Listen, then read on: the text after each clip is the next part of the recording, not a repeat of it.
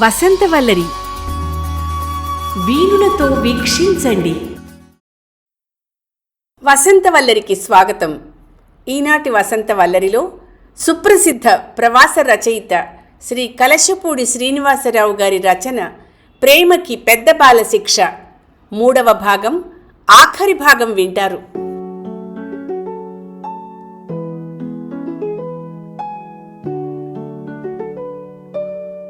ఉన్నతి అంటే అర్థం కాక వివరంగా చెప్పమని అడిగాడు అమెరికాలో చదువుకుంటున్న యువకుడు మా అందరికంటే ముందుగా తేరుకొని.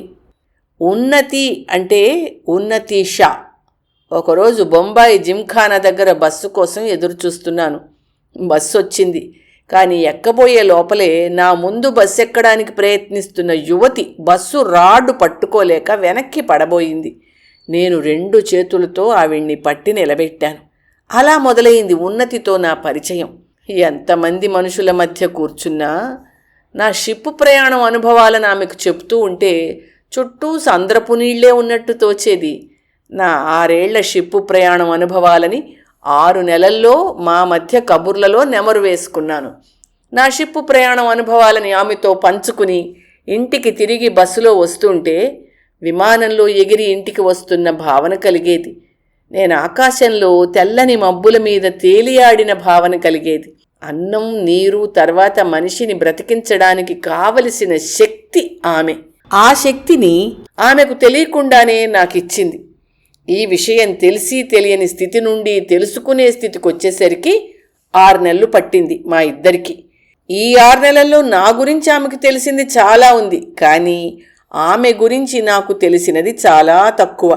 ఆమె బాగా చదువుకున్నది. ఉద్యోగం, పెళ్ళి, సంసారం వంటి వాటి మీద ఆశ లేదని, సమాజం బాగుండాలన్న కోరికతో ప్రథమ్ సంస్థ అక్షరాస్యత కార్యక్రమంలో భాగంగా బొంబాయి మురికివాడలలో పెరుగుతున్న పిల్లలకి చదువు చెప్తుంది రోజు. ఆమె గురించి ఇంతే తెలుసు. ఆమె అంటే నాకు గౌరవం, నేనంటే ఆమెకు గౌరవం, అంతే. కానీ ఓ రోజు ఎర్రటి ఎండలో ఒక్కసారి ఒక చల్లగాలి వచ్చి తాకినట్టు, మనం ప్రేమించుకుంటున్నావా అంది. ఆశ్చర్యంలో నేను ఉన్నతిని చూస్తూ ఉండిపోయాను. నేను నా గతం గురించి చెప్తూ మరియా గురించి కూడా చెప్పాను. అయినా సరే ఇలా ఎలా అన్నది అని అనిపించింది. బహుశా ఈ ప్రశ్న వచ్చిందంటేనే ప్రేమ ఉన్నది అని తెలుస్తోంది అంది. ఎలా అన్నాను అనాలోచితంగా.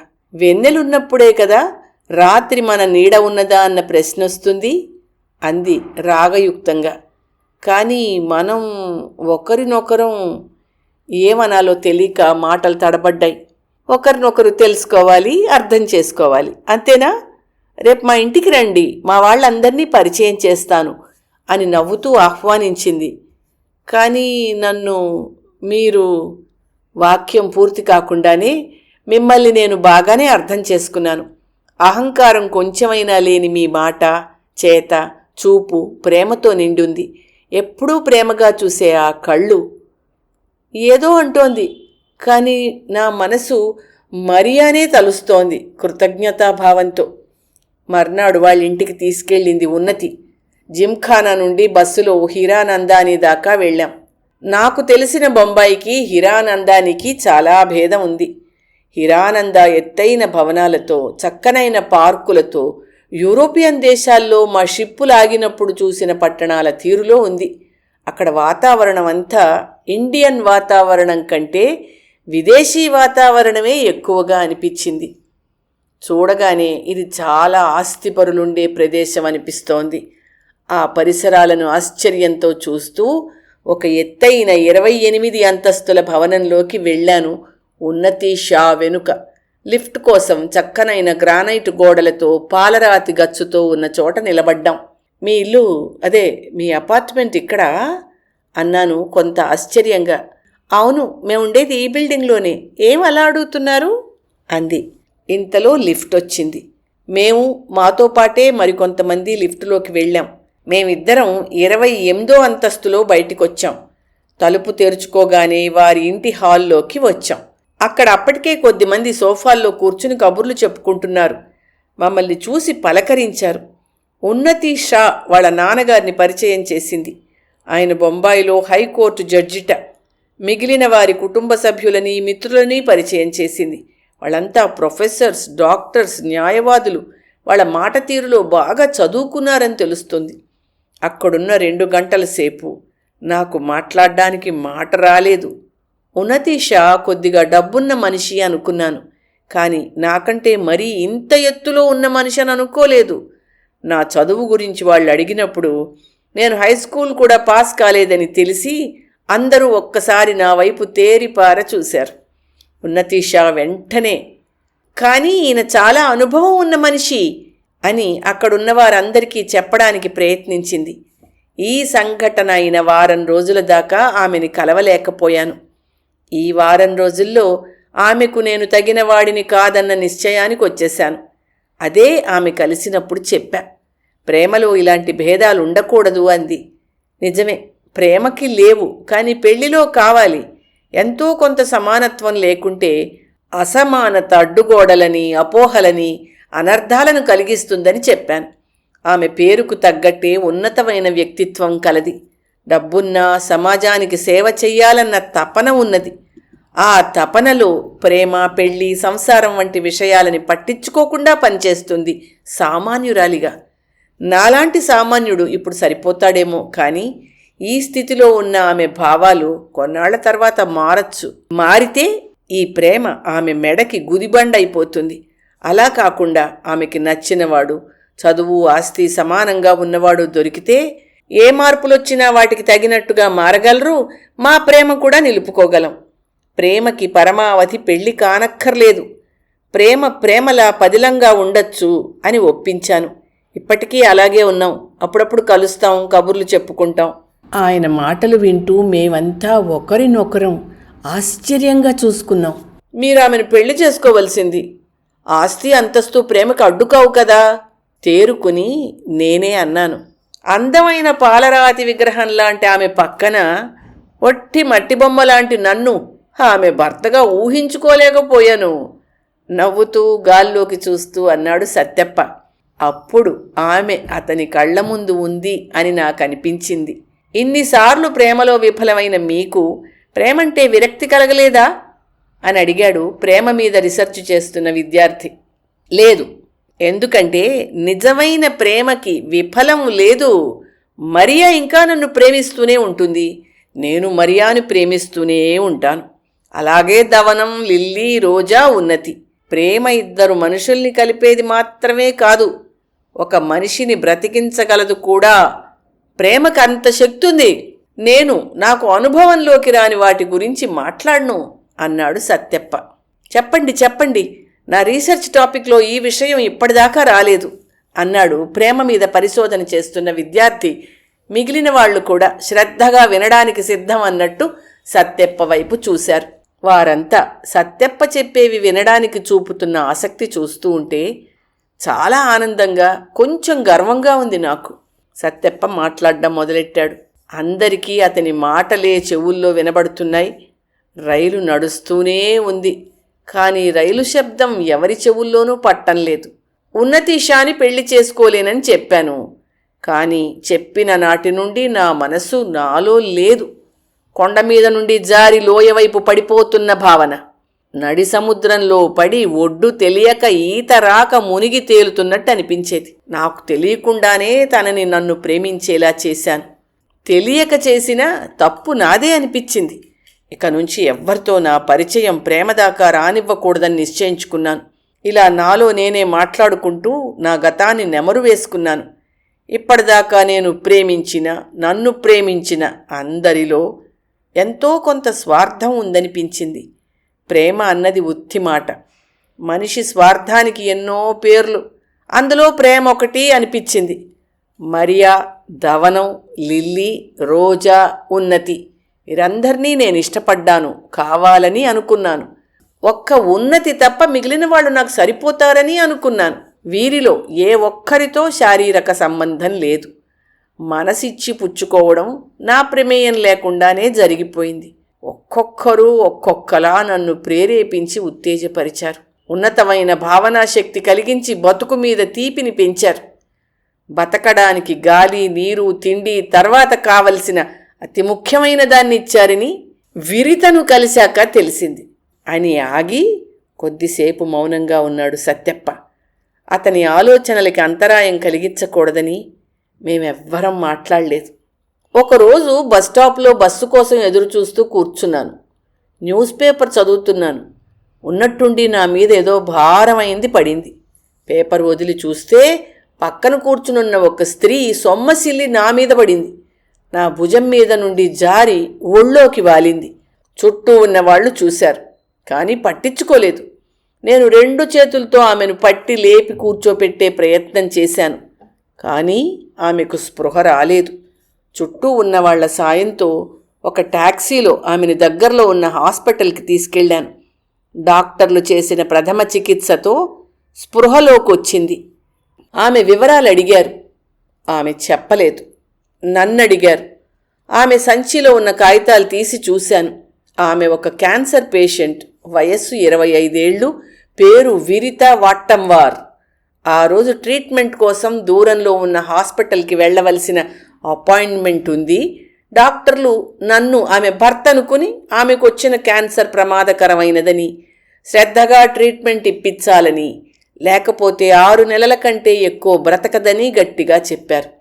ఆమెను వెంటనే అడ్మిట్ చేయాలని అన్నారు. ఆమె ఏం మాట్లాడలేదు. నేను సరే అన్నాను. హాస్పిటల్ వాళ్ళు వాళ్ళ ఏర్పాట్లో వాళ్ళున్నారు. మీ వాళ్ళెవరూ లేరా అని అడిగాను ఆమెను మొదటిసారి. లేరన్నట్టు తల అడ్డంగా ఊపింది. మరి పెళ్ళి అయిందన్నట్టు కళ్ళతో చెప్పింది, తలని కొద్దిగా కదిలిస్తూ. మీ భర్త?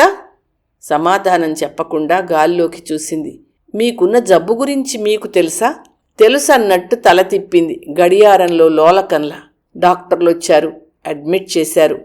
మేమిచ్చే ట్రీట్మెంట్ పని చెయ్యాలంటే ప్రతివారమూ రావాలి, శ్రద్ధగా మందులు వేసుకోవాలి, మంచి ఆహారం తీసుకోవాలి, విశ్రాంతి తీసుకోవాలి. ఇవన్నీ మీరు ఆమెకి ఇవ్వాలి అని నాతో గట్టిగా చెప్పి ఆమె వైద్యం మొదలుపెట్టి నన్ను పక్కన ఉండమని వెళ్ళిపోయారు.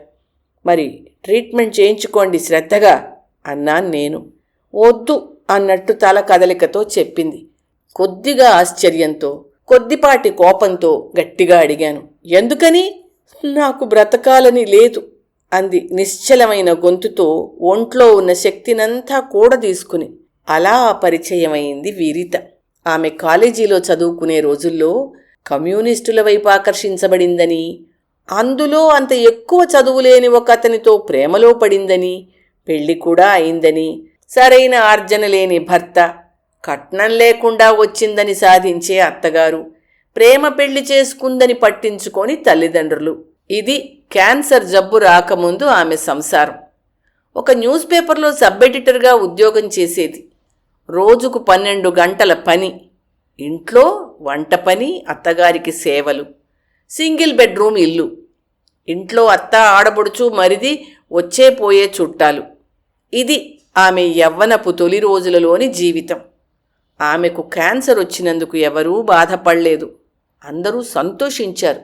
కట్నంతో మళ్లీ పెళ్లి చేసుకోవచ్చని భర్త, అత్తగారు, తమ కుటుంబం పరువు తీసి తమని తల వంచుకునేలా చేస్తున్న కూతురు క్యాన్సర్తో త్వరలో చనిపోతుందని తెలిసి కొంత ఊరట చెందారు తల్లిదండ్రులు, అన్నదమ్ములు. ఈ చెర నుండి బయటపడడానికి ఇది మంచి మార్గం అని విరిత అందరికంటే ఎక్కువ ఆనందపడింది. ఈ విషయాన్ని చాలా ఆనందంగా చెప్పింది అందరికీ. కానీ ఆమెతో పనిచేసిన ఒక సబ్ ఎడిటర్ బలవంతంగా ట్రీట్మెంట్కి తీసుకొస్తోందట ఆమెకి వీలైనప్పుడల్లా. అది విన్న నాకు నోట మాట రాలేదు. ఆమె తోటి వాళ్ళెంతమందో పెళ్లి కావాలని, పండు వెన్నెలలాంటి వయస్సులో పెళ్లి పల్లకి నెక్కి ఊరేగాలని ఊహలతో వీళ్ళూరుతారు. ఈమె పాడెపైకెక్కి చితిమంటలలో కాలిపోవాలని కోరుకోవడం అన్న ఆలోచన ఒళ్ళు జలధరింపచేసింది. మనది కాకపోయినా ఎదురుగా ఇల్లు కాలిపోతుంటే పరుగు పరుగున వెళ్ళి నిప్పార్పాలనిపిస్తుంది. సహజంగా నాకు అలాంటి భావనే కలిగింది ఎదురుగా హాస్పిటల్ మంచం మీద కూర్చున్న విరితను చూస్తుంటే. హాస్పిటల్లో ఒక రోజంతా గడిపాను ఆమె బెడ్ పక్కన. నేను హాస్పిటల్లో గడిపిన రోజులు గుర్తుకొచ్చాయి. మరియా ఇక్కడ ఉండుంటే విరిత త్వరలో కోలుకుంటుంది అనిపించింది. మరియా అంత శ్రద్ధతో ఈమెను ఏ నర్సు చూస్తుంది? ఈమెకి బతకడానికి ఆశ ఎవరు కల్పిస్తారు? అలా సాగాయి నా ఆలోచనలు. ఒక్కసారిగా నేనే ఎందుకా పని చేయకూడదు అన్న ప్రశ్న వచ్చింది. చిరునవ్వుతో మరియా కనిపించింది. అంతే. అప్పట్నుంచి ఒక 6 నెలలపాటు ఆమెను మొదట్లో కొంత బలవంతంగానూ, కొద్దిపాటి సహకారంతో, ఆ తర్వాత రాను రాను పూర్తి సహకారంతో ఆమెకి ట్రీట్మెంట్ దగ్గరుండి జరిపించాను. మా అంచనాలకు మించి ఈమె కోలుకుంది. ఇక క్యాన్సర్ వల్ల ఈమెకే ప్రమాదం లేదు. మేమిచ్చిన ట్రీట్మెంట్ కంటే మీరిచ్చిన ప్రేమే ఆమెను బతికించింది అన్నారు డాక్టర్లు. నాకు తెలియకుండానే ఆమెను ప్రేమించాను, అవసరంలో ఉన్న సాటి మనిషిగా. ఆమె కోలుకోవడం మనిషిగా నాకు చాలా ఆనందాన్నిచ్చింది. ఒకరోజు హాస్పిటల్ నుంచి ఇంటికి వెళ్ళడానికి ఎప్పట్లాగే చెయ్యి పట్టుకుని రోడ్డు దాటిచ్చాను. కానీ ఆ రోజు ఎప్పట్లాగే చెయ్యి విడవకుండా ట్యాక్సీ ఎక్కేదాకా పట్టుకొని ట్యాక్సీ ఎక్కగానే, నాకు బ్రతకాలనుంది, నా చెయ్యి విడవద్దు అని నా చెయ్యి పట్టుకుని కూర్చుంది. ఏవేవో కబుర్లు చెప్పింది. పెళ్ళి అన్న మాట తప్పించి అన్నీ మాట్లాడింది. నా ప్రేమే తనని బ్రతికించిందంది. తెలిసి తెలియని కాలేజీ రోజుల్లో ప్రేమ అనుకున్న దాంట్లో లేనిదంతా కూడా ఇప్పుడు పొందానని ఆమె తన్మయత్వంతో అంది. మరియా నన్ను ప్రేమించినట్టే నేను ఆమెను ప్రేమించాను. ఆమె వయస్సులో చిన్నది, ఇక ఆరోగ్యం బాగుపడ్డది కాబట్టి తన జీవితాన్ని కూడా సరిదిద్దుకోవచ్చని ఇంకా ఏవేవో చెప్పి ఆమెని, ఆమె జీవితాన్ని ఓ మంచి బాటలో నడిపించాలని అనుకుని చిరునవ్వుతో ఆమెను ఆగిన టాక్సీలోంచి దిగమని చెయ్యి చూపించాను. నా చెయ్యి పట్టుకునే టాక్సీలోంచి దిగింది. టాక్సీ దిగి ఇంటివైపు వెడుతుంటే వెనుక నుంచి ఓ కారు వచ్చి ఆమెను గుద్దింది. ఇద్దరం రోడ్డు మీద పడ్డాం. ఒకరి చేతిలో ఇంకొకరి చెయ్యితో రోడ్డు మీద పడ్డ ఆమె ఇక లేవలేదు. ప్రేమ, విషాదం నా జీవితంలో కొత్త కాదు. ఆడదాన్ని ప్రేమించడంలో ఉన్న కొన్ని కోణాలని నాకు మరియా, దవనం, లిల్లీ, రోజా, ఉన్నతి, విరిత తెరిచి చూపారు. ప్రేమ అన్న మెత్తని ఉలితో బండరాయి లాంటి నన్ను చెక్కి నాలోని నిజమైన మానవుణ్ణి చూపించారు. ఎవరి ఆలోచనల్లో వారున్నారు. వాతావరణాన్ని మార్చడానికి కాబోలు అమెరికాలో ప్రేమ మీద రీసెర్చ్ చేస్తున్న అతను, ప్రేమ మనిషి మనుగడకు ఎంతో ఉపయోగకరంగా ఉంది కాబట్టి ప్రకృతి పరిణామంలో ఒక భాగంగా ప్రేమ ఎదుగుతూ వచ్చింది. మీరేమంటారు? ఇద్దరు మనుషుల మధ్య ఒకరికొకరు హాయినిచ్చుకోవడానికి, కలిసి జీవించడానికి, దానివల్ల ఒక సమాజం ఏర్పడ్డానికి, ఒక స్త్రీ పురుషుడు మధ్య ఆకర్షణ కలిగి సంతానోత్పత్తి జరిగి మానవజాతి అభివృద్ధి అవడానికి ప్రేమ చాలా అవసరం అన్నాడు ప్రేమ మీద రీసెర్చ్ చేస్తున్న అతను. ప్రేమ విషయం మీదకి మీ సైన్సుని తీసుకురాకండి అన్నాడు సత్యప్ప. మరి ఆ విషయం మీద చర్చ ముందుకు వెళ్ళలేదు. ప్రస్తుతం నేను హాయిగా ఉన్నాను. రోజు ఉద్యోగం వీలున్నప్పుడల్లా రూమీ, సూఫీ కవితలు వింటూ చర్చించుకుంటూను అని ఆగి నా వైపు తిరిగి అన్నట్టు చెప్పడం మర్చిపోయాను. ఇప్పుడు నేను హైదరాబాదులో ఉద్యోగం చేస్తున్నాను. ఇక్కడికొచ్చి 6 నెలలు అయింది. మరో నమ్మలేని పరిచయం. విరిత చనిపోయిన తర్వాత బొంబాయిలో ఉద్యోగం వదిలేసి హైదరాబాద్ వస్తున్నాను కోణార్కు రైల్లో. నా సీటు కోసం వెతుక్కుంటూ ఉంటే ఓ అమ్మాయి ఎదురుగా వచ్చి, మీరు హైదరాబాద్కేనా అని అడిగింది తెలుగులో. అవును అన్నాను. నేను ఒంటరిగా వెళుతున్నాను. నా సీటు చుట్టూ ఉన్న కుర్రాళ్ళు అల్లరి చేస్తున్నారు. హైదరాబాద్ దాకా నాతో కూడా ఉండి కొంచెం సహాయం చేస్తారా ప్లీజ్ అంది. అలాగే అన్నాను.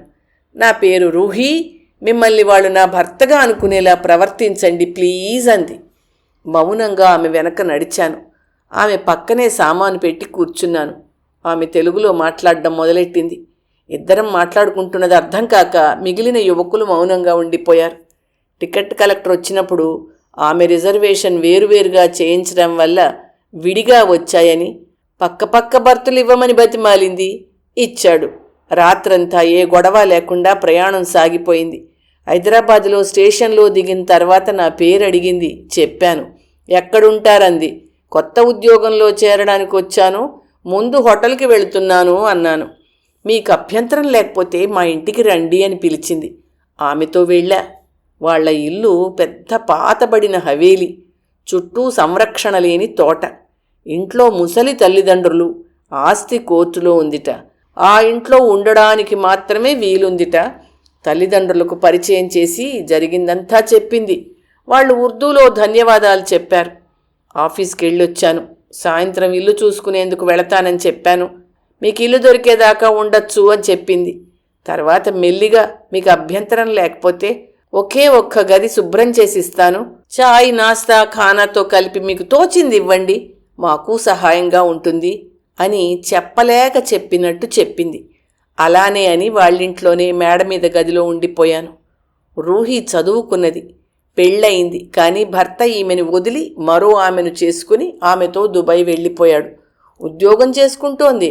తన కాళ్ల మీద తను నిలబడ్డం నేర్చుకుంది. ఉర్దూ కవిత్వంపై బాగా పట్టుంది. ఎవరి కథలు వాళ్ళు చెప్పుకున్నాం. జరిగిపోయిన జీవితాన్ని వెనక్కి తిరిగి చూసుకుని నవ్వుకున్నాం. రూహిని తలుచుకున్నా, రూహితో ఉన్నా హాయిగా ఉంటుంది. నేను వేరుగా ఒక మనిషిని అని అనిపించదు. ఈ ప్రకృతిలో ఒక భాగాన్ని అన్న భావన కలుగుతుంది.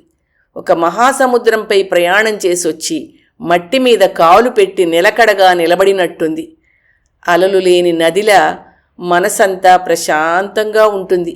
అందుకే పెళ్ళి, సంసారం, పిల్లలు, హోదాలు, భేషజాలు లేని ఒక సహజీవనం ఇద్దరికీ సరి అయినది అని తెలుసుకున్నాం. అలాగే గడుపుతున్నాం. రోజు సాయంత్రం భోజనం తర్వాత డాబా మీద రూహి నాకు కవి. రూహి కవిత్వం చదివి వినిపిస్తుంది. రుమీ 13వ శతాబ్దపు ముస్లిం పర్షియన్ కవి, తత్వవేత్త. ఖురాన్లో ప్రేమ గురించి సూటిగా ఏమీ లేకపోయినా సూఫీ తత్వవేత్తలందరూ ప్రేమకి పెద్దపీట వేశారు. మేమిద్దరం నిద్రొచ్చేదాకా కవితల గురించి, కవిత్వాన్ని గురించి మాట్లాడుకుంటాం. నేను సాధారణంగా డాబా మీదే పడుకుంటాను, నక్షత్రాల కింద. ఎప్పుడూ షిప్పులో డెక్కు మీద ఆకాశం కింద పడుకున్నట్టు. మరి ఆ ప్రేమ వెన్నెల నా మీద కురుస్తుంది రాత్రంతా. అంతకన్నా ఇంకేం కావాలి అన్నాడు చిద్విలాసంగా మమ్మల్ని అందరినీ చూస్తూ.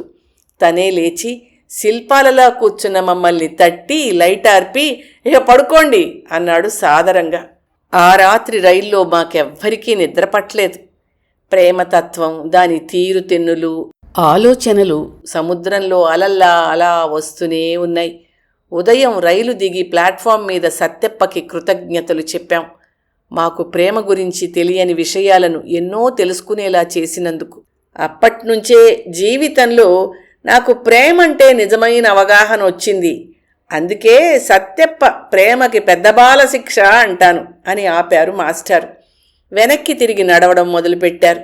ఆయనతో పాటు తిరుగుతూ మేమిద్దరం ఒకరినొకరు చూసుకున్నాం. మన ప్రేమ సంగతి ఏంటి అన్నట్టు కళ్ళు ప్రశ్నించుకున్నాయి. కాలమే జవాబు చెప్పాలని రెప్పలు కళ్ళని గట్టిగా అదుముకున్నాయి.